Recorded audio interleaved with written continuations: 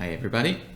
Today we're going to talk about the difference between what happens in competitive markets in the short run and in the long run.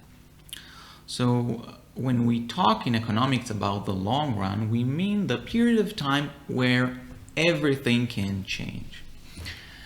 When we talk about the short run, we mean that something is fixed. So something takes time to adjust and therefore cannot be changed in this short run. It can be fixed cost of the firm. It can be the number of firms in the market. It can be adopting a new technology, for example. Now, it's not a fixed number. It depends on the characteristics of the market. For example, if we think about the short run in tomato production, well, it takes probably a few months to build the greenhouse and to adjust the conditions, and then new producers can produce tomatoes. If we think about the apple market, for example, then the long run will be longer, or the short run will be longer, because you have to plant the trees and wait for them to grow. So it will take, until you can sell apples, it will take 3-4 years in the minimum. So the short run and the long run depend on the market. It can vary between a few months and a few years. So how does the equilibrium change when we move from the short run to the long run? We go back to the example of the bakeries, the bread market.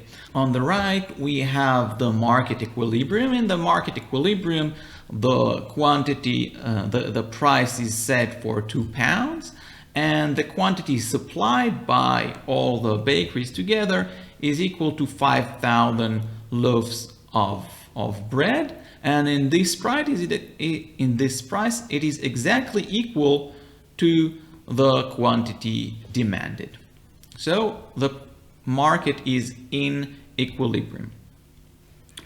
However, when we go to the firm level, this is the graph on the left, then we see the marginal cost curve of the firm. We see a few isoprofits curve, and we see that at a price of £2, the firm produces 100 loaves of bread. And what is important to our case, we see that the profit, the firm, the bakery, is making positive economic rent. How do I know that? Because the isoprofit curve that goes through A, it looks somehow like that, is above the zero economic rent curve in light blue. So what does economic rent mean in our context?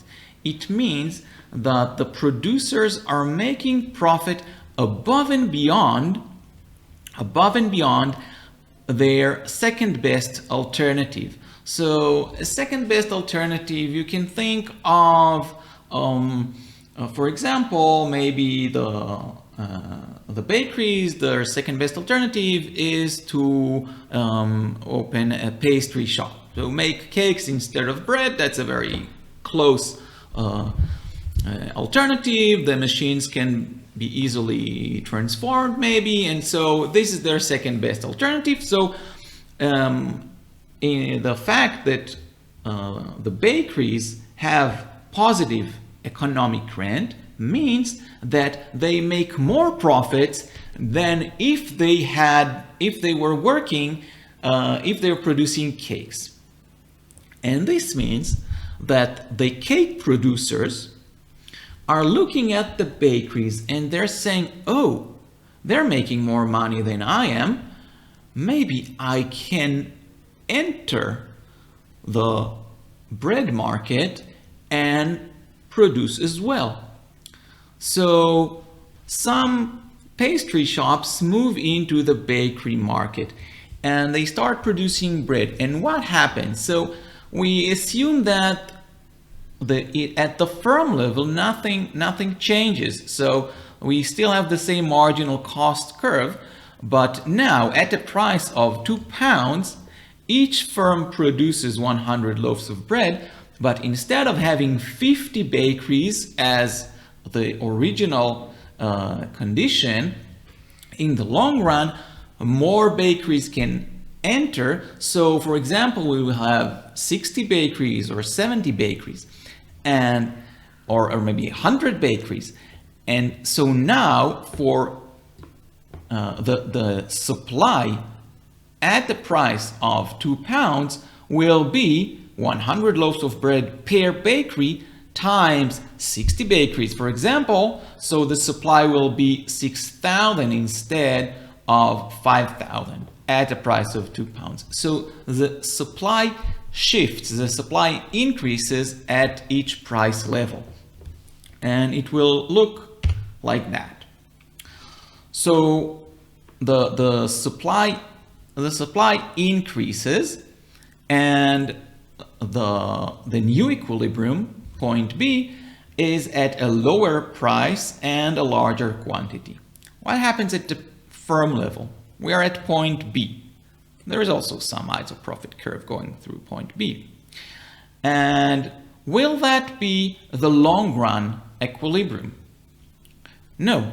Why not? Because at B, bakeries are still making positive economic rent. So it means that they're still making more profits than the pastry shops. So pastry shop will continue to enter the market and supply will continue to increase until when? Until we reach a point where at the firm level, the firm is making zero economic rent. So the profits at the producing bread are exactly equal to the profits from making cakes. And at the market level, we see that there are the price is lower, the quantity is larger, and C is the long run equilibrium. Sometimes this zero economic rent curve, you will see it also named zero economic profit curve, because economic profit includes, and this is from unit 3, I think, economic profit includes the alternative costs. So many times economists say that in the long run, firms make zero economic profit, which is equivalent to saying zero economic rent. We have a few takeaways from this exercise.